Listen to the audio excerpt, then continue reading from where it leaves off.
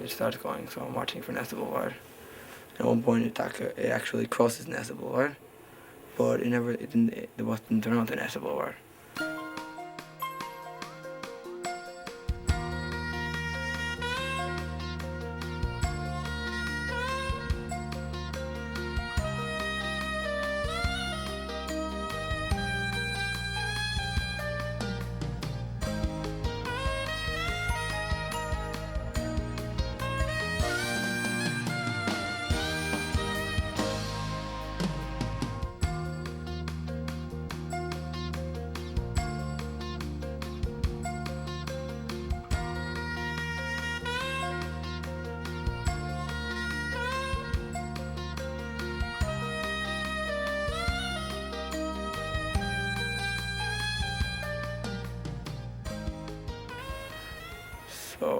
So I figured it's probably gonna circle around and go on to and the route ends up on Nessa Boulevard.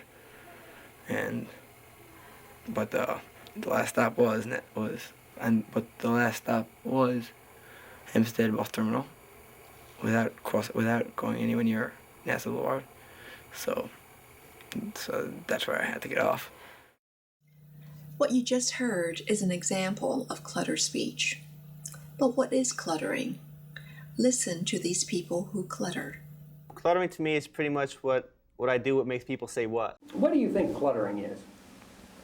I was originally told I was a stutterer, and I didn't know anything about cluttering until I came here for therapy, and that's when I believe you told me that I clutter, which is when I talk real fast and I push the words together and I'll drop syllables and drop part of the words to get it out faster. Just feel in your brain that you're going to clutter, that the sentence for some reason is going to come out cluttered, while others do not. Well, I guess sometimes I make clutter as well when I don't feel it, but... Well, yes, I think it is me. I think I'm a high energy person, and I'm with him to go, and I'm very, hyper or whatever, so I think it kind of just goes with kind of who I am. So yes, I think it is kind of just me, the talking fast and being high energy and on the go and that kind of stuff. It really didn't bother me at all, because the reason I started speech therapy is my mom wanted me to do that because she hated it. Is that referring to the fact that when I would speak to somebody else, yes, it would be the element that if you start with one word, you would not really finish the first word, start the second. So this would be some sort of disfluency, if you will. Cluttering is not a widely recognized speech disorder. Many people who clutter have either been misdiagnosed or not diagnosed at all. Here are excerpts of what a clutterer wrote to an internet listserv about his cluttering. I, as a clutterer, have the problem trying to say the words I want to say. There are many words, phrases in my head, and I speak, then the words will come out in any order, sometimes not in the order I intended. The longer a word is, the harder it is for me to say it. It is the same when I'm writing. I start off almost neatly, but towards the end of the writing, it is all scrawled and almost unreadable. I can talk slow if I make a concerted effort, but the sound comes out like a robot. But most words with 2 or more syllables in it still come out speeded up. When I open my mouth, the words come out all speeded up and unrecognizable. Then everybody looks at me. I feel more frustrated and then try to speak properly. If given the space, I can sometimes get across what I want to say.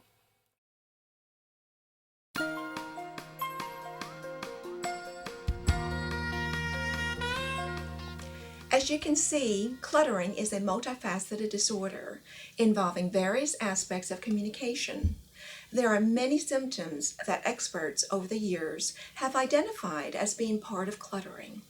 Current authorities still do not completely agree on what symptoms are always present in cluttering. But nearly all would agree that clutterers typically manifest one or more of the following symptoms: speaking at a rate perceived to be fast, speaking at an irregular or jerky rate, speaking with too many false starts, breaks, or repairs, which we call disfluencies, leaving out or distorting various sounds or syllables in some words, using language that lacks clear organization and planning, and finally, demonstrating inadequate ability to monitor their speech. Altogether, these symptoms often make it difficult for listeners to consistently or easily understand the person who clutters. Let's now listen to some examples of these symptoms. The first one of Nina illustrates a rapid rate of speech. This morning I really wanted coffee, and I was worried about going to get coffee before I came here and getting a bagel as well. I knew I got hungry, but I got a bagel and I ate it, and I'm very happy about that. Some clutterers like Nina do speak much faster than most typical speakers. But some, even though they sound like they are rapid speakers, might not actually be producing syllables at an abnormal rate, if we compare them to normal speakers. In these cases, we have hypothesized that they may be speaking faster than they can handle. If so, some of the other symptoms I mentioned earlier may appear. One possible result of trying to talk faster than one is able is speaking with an irregular, jerky rate. Regardless of the reason, cluttered speech seems to come out in spurts, as Jonathan explains. Cluttering to me is pretty much what I do, what makes people say what. When I talk, people constantly say what. It's because I'm cluttering. It's combining all the words together. Speaking in spurts, so I kind of say a bunch of words, pause, say a bunch of more words, and I guess combining all the words together. Irregular rates happen for various reasons. Another reason, besides talking faster than he or she can handle, is pausing at inappropriate places. We typically pause at the end of a thought or clause in a sentence. If a person pauses at other places, speech will sound choppy. Here's an example. I'll say the same sentence in two ways. First, I pledge allegiance to the flag of the United States of America. Second, I pledge allegiance to the flag of the United States of America. The second sentence sounds choppy and the first sounds fluent, even though both sentences contain the same number of pauses. Now here's an example of cluttering with excessive disfluencies. Listen as Bill tries to say perimeter. Oh, just things like to create a permanent airspace, a permanent ADIS around Washington, things like that. Disfluencies seen in cluttering tend to be the same as those most speakers have, but at a much greater frequency. Clutterers are likely to have more than the usual number of incomplete words, followed by revisions. They also have many fillers, such as or you know. Sometimes these disfluencies can become so excessive that we hear what we call mazes. Mazes, like the common use of the term, implies that a person sounds lost. We'll say more about mazes later, but part of the reason for mazes is that the speaker has numerous and repeated false starts, retrials, and interjections. None of these words and false starts are necessary to the meaning of what the person is trying to say. Listen to the maze of this teenager. And then I get packed up and I eat breakfast and then I get dressed. And I make my bed and then I put my shoes on and then I go to the bus stop and then I wait for the bus for a long time. And it comes like sometimes late, most of the time it's late, and most of the time it's sometimes early, and most of the time half the time it's late, and half the time it's early, half the time it's 8 o'clock. The next common symptom is collapsing or distorting words, especially long, multisyllabic words. Listen to an audio example of this speaker while saying the word multiplication. Multiplication. Let's listen to that again. Multiplication. Listen one more time. Multiplication. Language problems are very common in cluttering.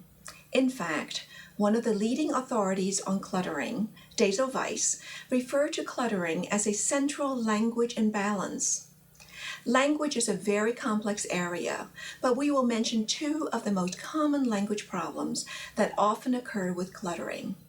The first one is the tendency for clutterers to have difficulty planning and organizing what they intend to say as they're talking. Here's a transcript of what a cluttering child said as he described a game. Notice a lack of planning and organization and the resultant mazes. These mazes probably reflect language uncertainty rather than excessive disfluencies.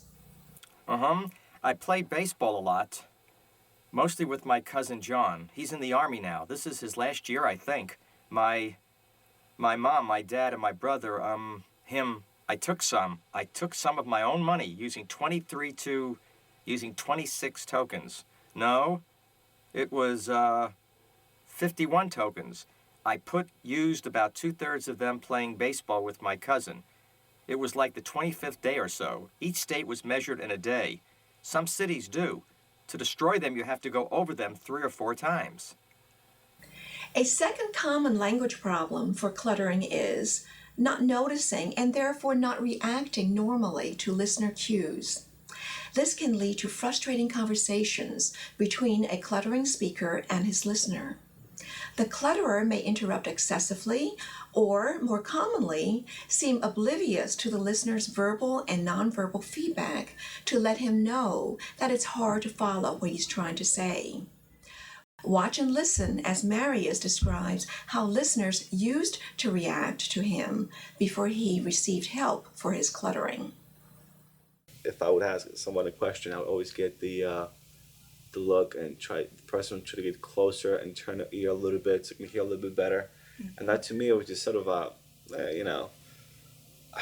not pleasant, because you do try your best to learn the language, yet you're really not getting anywhere because of the cluttering and the language barriers. So those two elements together combined didn't really give you a pleasant effect, if you will. Finally, many clutterers who have not been in speech therapy are rather surprisingly unaware of or not concerned about their fast, indistinct, and choppy speech. Let's listen as Nina talks about her awareness and self-monitoring. I don't even notice it at all. I feel like I'm talking normal and people are like, what? Or people think that I'm nervous. I'm like, I'm not nervous, I just talk fast. Okay. So I never notice it at all. Like I just talk and I think I'm speaking normally. Mm-hmm. And then I find out that I'm not because people are like, what? Mm-hmm.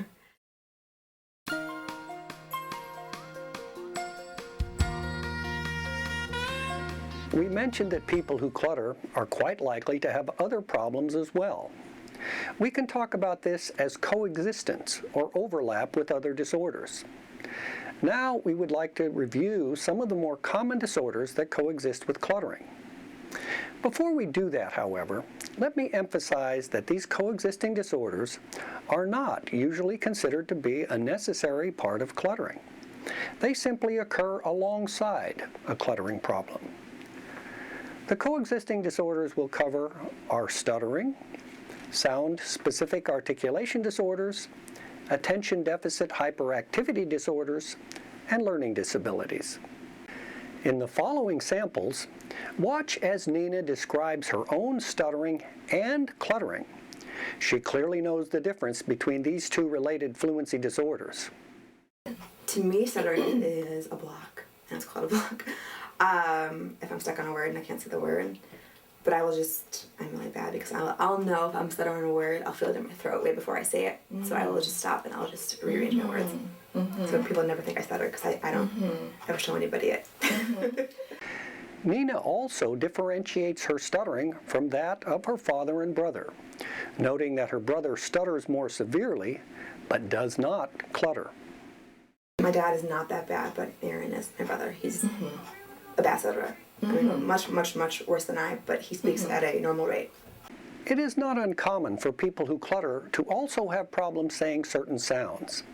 These are known as sound-specific misarticulations, such as a W for R substitution, where red is pronounced as wed, or a problem where the S sound is distorted. These are different from the misarticulations that occur due to talking too fast, such as sound or syllable deletions. Listen to Ed, who has an intermittent problem saying the S sound.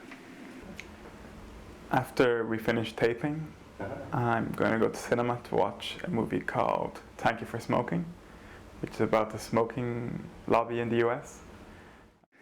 Attention deficit hyperactivity disorder ADHD, or attention deficit disorder, ADD, also frequently coexists with cluttering. Watch as this young man recalls his childhood, surmising that he might have had ADD. I was always wild as a child. I mean, I ran around a lot, and I think I visited the hospital for jumping off and breaking my head open a few times. But I always had a lot of energy and kind of never stayed in one spot too long. I think today they call it ADD or something. At this point, it is appropriate to point out a characteristic of many clutterers that is related to hyperactivity: a propensity or tendency to hurry and do things quickly, even though many authorities would not regard this as a disorder. In the following examples from our featured clutterers, Jonathan describes his preference for many things to be going on at once, and that this is simply how he is wired. You'll also hear Ed talk of feeling a surge of energy, Marius describing a pattern of hurry, and Nina talking about habitually doing everything fast. I mean, I need more than one thing happening at the same time to be kind of in my zone. That's just where I was wired. I guess that's probably why I'm always thinking a few sentences ahead, because if a few things are happening and I'm thinking already ahead of what's going on, then I'm kind of beyond that point already. So everything else is kind of okay. You feel it like there's kind of like a surge of energy or cluttering energy or something. Yes, as quickly as possible, just to Yeah. get it over with. And at times doesn't really work. Spit the thing out really fast. Tell the person, okay, this is what it is. I gotta go. I mean, if I was talking fast when I was 8, I think it is me. I mean, you know, I was a little girl and I was still like talking really fast. So I think it just, you're born kind of how you are, and I think you're just born with super high energy on the go, and therefore I speak fast. The last coexisting disorder we'd like to mention is learning disabilities.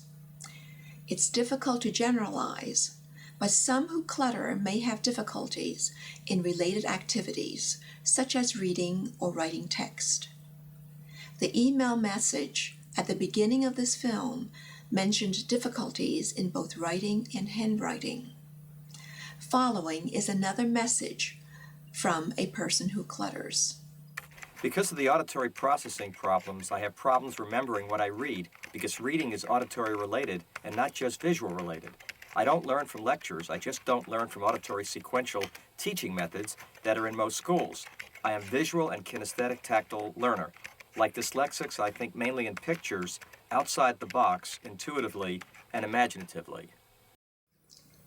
Before leaving the area of coexistence, we should point out that a number of other disorders and conditions are occasionally reported in people who clutter. These include central auditory processing disorder, Asperger's syndrome, Tourette's syndrome, apraxia, and generalized or specific coordination problems. Suffice to say that cluttering seems more likely to be associated with other problems than most other communication disorders.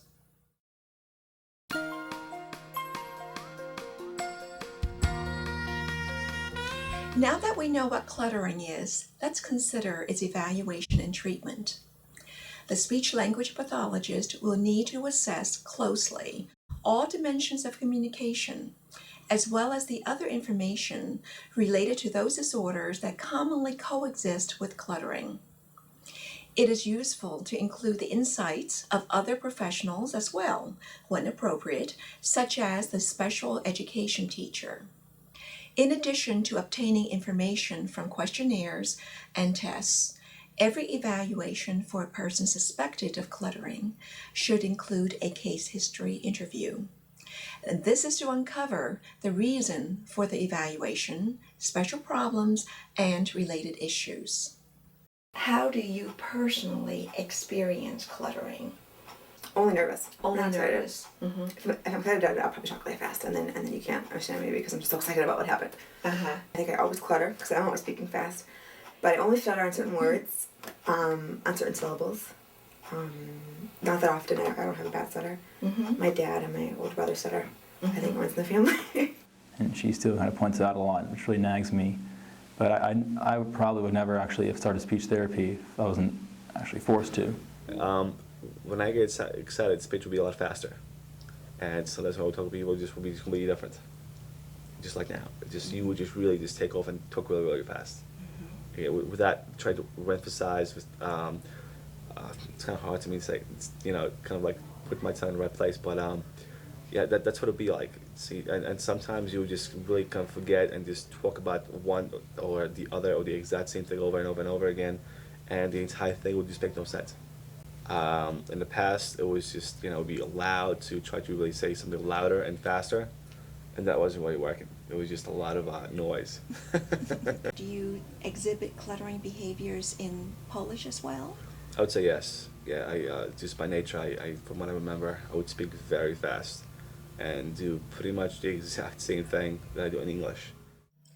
One way to conceptualize the assessment and treatment of cluttering is to think about the interacting dimensions of rate, fluency, clarity, language and thought, and self-awareness. Speech tasks in the evaluation might well include imitation or reading, if the person's a reader, answering short questions, and conversation. These should be tape recorded and evaluated later. Evaluation of rate should document the overall speaking rate as well as the regularity of speaking rate. Results can be summarized in terms of objective counts, such as syllables per minute, or perceptual ratings, such as very slow to very fast, or very regular to very irregular, on 5, 7, or 9-point scales. And then I get packed up and I eat breakfast and then I get dressed. And I make my bed and then I put my shoes on and then I go to the bus stop and then I wait for the bus for a long time. And it comes it's sometimes late, most of the time it's late, and most of the time it's sometimes early, and most of the time half the time it's late, and half the time it's early, half the time it's 8 o'clock. In addition, fluency should be evaluated in terms of the type and frequency of disfluencies in a variety of speech tasks. Disfluencies such as fillers like or incomplete phrases, and revisions are the most characteristic of cluttering.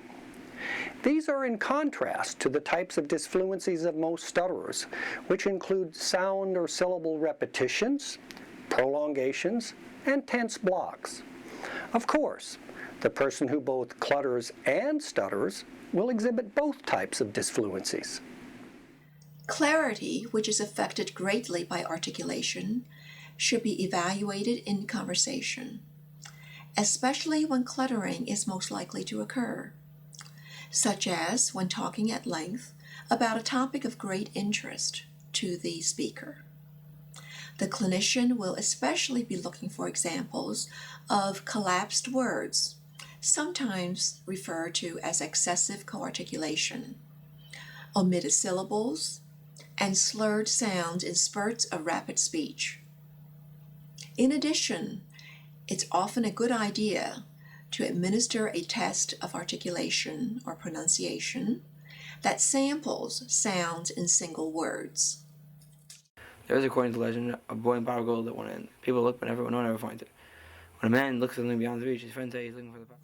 Similarly, the evaluation of language and thought should be made from conversation where cluttering is most likely to occur.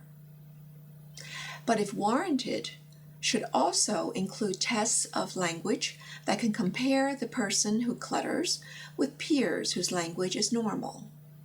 Areas of special interest often include evidence of disorganization of grammar, that is syntax, meaning, that is semantics, or how language is used in social settings, that is pragmatics. These might include language-related mazes, word-finding difficulties, difficulty telling narratives in a logical sequence, and not following normal conversational rules, such as a speaker ignoring verbal or nonverbal listener messages. Evaluation of the client's awareness of cluttering and of speech-related dimensions in general is typically done subjectively by an observant and knowledgeable clinician. This can be assisted by paper and pencil instruments that have been developed to assist in this purpose. In addition to these 5 areas, evaluations may include routine hearing tests, central auditory testing, and screening of the oral speech mechanism. In cluttering, areas of special consideration include oral motor movements and rapid repetition of syllables, such as pataka, known as diadochokinesis. Observe the difficulty Ed has in moving just the tip of his tongue from side to side in his mouth until he holds his jaw and imitates me. Watch me and do what I do. Hold your hand right here. Open your mouth and hold your jaw. And I want you to do this.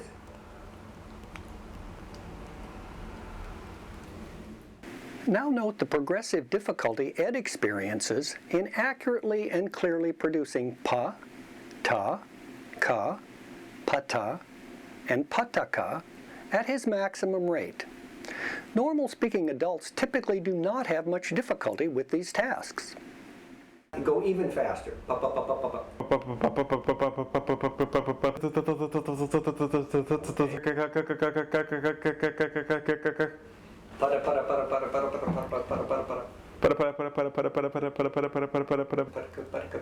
fast as you can.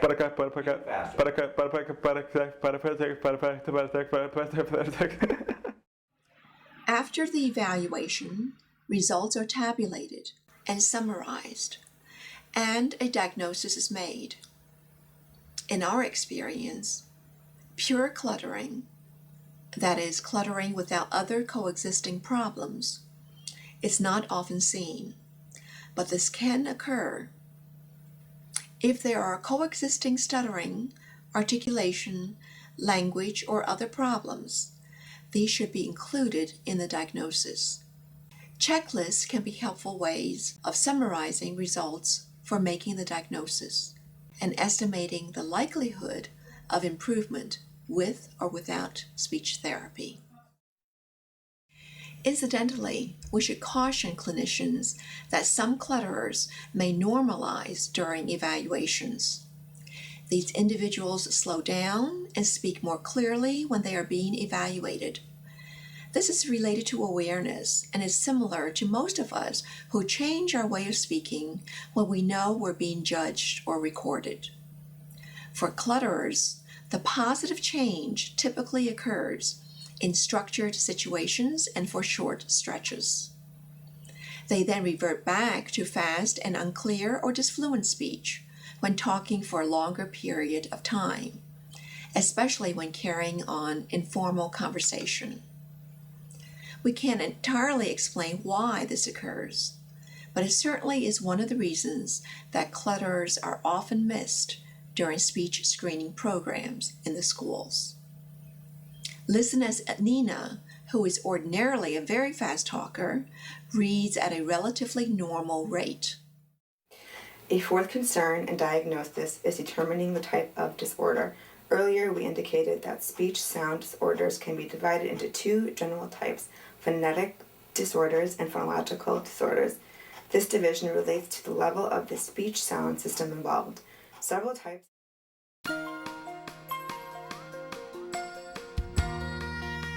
Our purpose here is not to summarize therapy in a comprehensive way. Instead, we will illustrate a few therapy goals and interactions found helpful with many clutterers. We suggest that therapy should also follow the schema used for assessment. However, we need to impose a hierarchy of goals. It has been our experience that top on the priority are the goals of slowing the rate and increasing self-awareness of cluttered speech, reduction of disfluencies, improved clarity, and increased language organization often occur as a byproduct of successfully slowing down and improving self-monitoring. One way of slowing or modulating the rate is to teach the clutterer to pause at appropriate locations. Listen as Jonathan correctly summarizes this technique and speaks about its value for him. Focus on keywords, and I try to pause between ideas. Basically, sound in my own head anyway. It sounded in my own head to be a lot more clear. Sometimes using a delayed auditory feedback device that lets a speaker hear his voice a fraction of a second late can be used to show a clutterer how to slow his rate. Watch as Bill repeats a sentence, first without a delay, followed by progressively slower speech with increasing delays. I'm going to turn on this delayed auditory feedback, and I'll flip this here so you don't get that other microphone. Okay, and you can just put these in your ears. How would you characterize recent computer technology? Again? How would you characterize recent computer technology? How would you characterize recent computer technology? On the other hand, people who clutter express great dislike at being reminded to slow down, and probably because they have heard it so much with no benefit. Another way to achieve slower speech is to ask the clutterer to practice matching his own tracing on a computer screen to one recorded slowly by the clinician beforehand. I would like you to say the same thing and try to start and stop at the same time I do. Okay. How would you characterize recent computer technology? Okay, so I want you to draw it out a little bit more. How would you characterize recent computer technology? Okay, see, that's good. This time you started and stopped about the same time that I did. In therapy, we have found that two concepts that have been very helpful include synergy and synchrony. Synergy has to do with any system that has different parts, and the different parts need to work well together.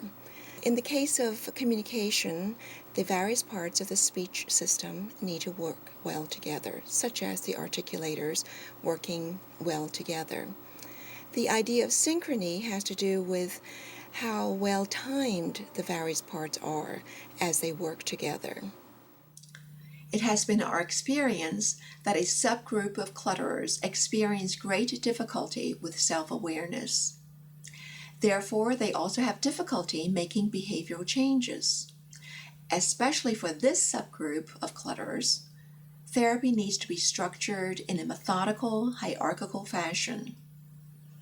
I often use a 3-point rating scale to help the client to increase his sensory awareness of cluttering, as well as to improve his speech.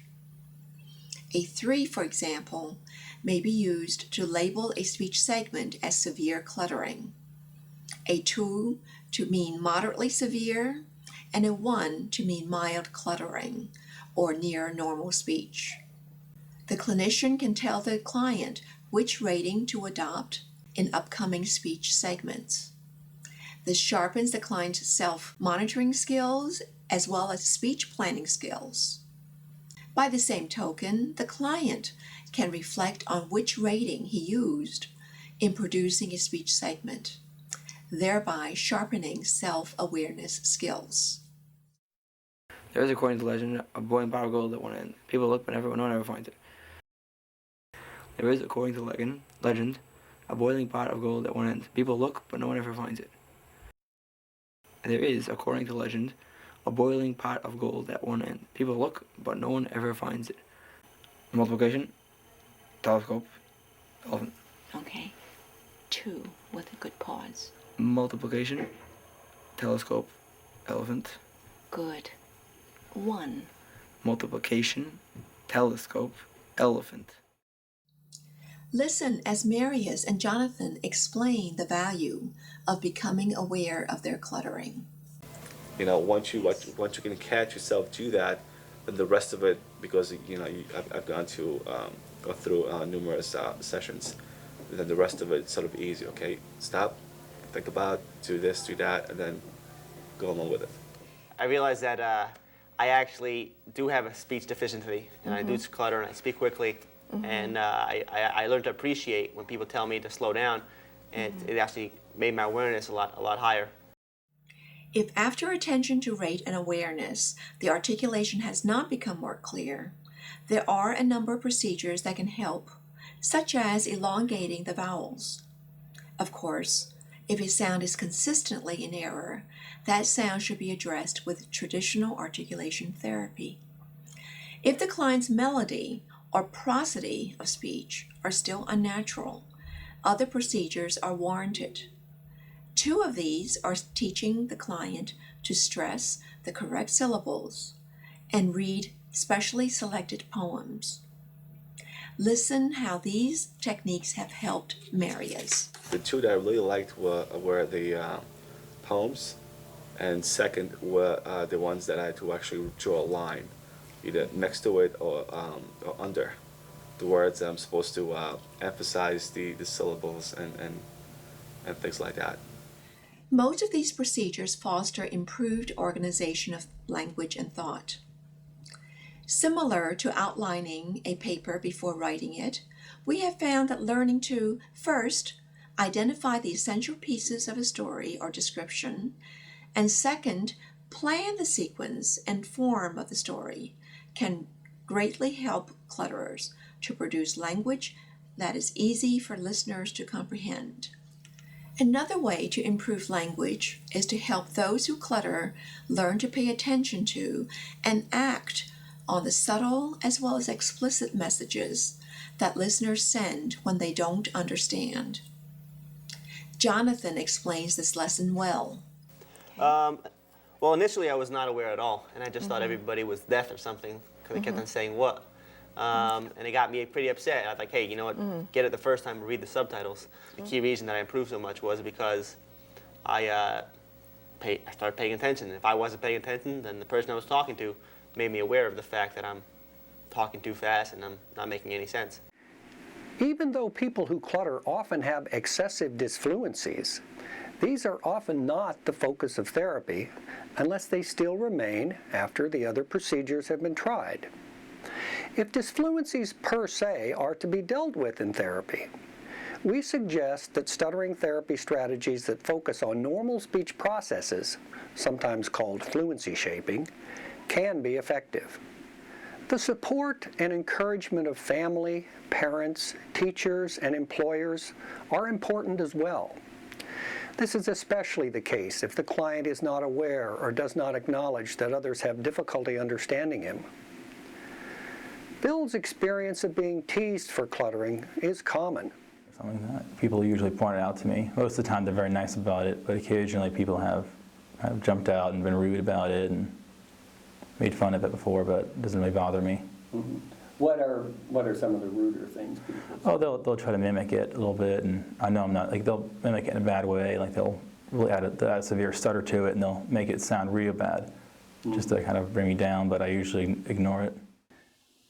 Self-help or support groups have great potential to provide needed social and emotional support to people with any kind of problem. Opportunities for clutterers to communicate and share with other clutterers are growing. As is the case with self-help activities for those who stutter, these provide valuable resources and support. We have seen what cluttering is, and have heard from clutterers who have graciously offered to share some of their personal stories and journeys. We have also provided some glimpses into the evaluation and treatment of this communication disorder. As with stuttering therapy, treatment of cluttering is not necessarily quick and easy. Although some individuals learn quickly, for most clutterers, discipline and daily practice are necessary for long-term gains. You have to make your mind up, first of all, that number one, there's an issue here. You got a problem or you're not being understood. It's your problem more than the listener's problem. And number two, you have to make up your mind that you're willing to work on it and put all the hard work. Don't be afraid. Read the first one, and I guess you're not alone. The second one is that just if somebody suggests something about the speech, don't try to take it as some sort of a step back. It should be a step forward. The biggest thing is, again, like I said before, is that you have to really kind of, if you go to a clinic or a clinician and you talk to them about this or about that, realize what, you have to kind of realize, what, there is something going on. And there are people that can help you with, or places or programs, if you will. So just, give it a shot and go along with it.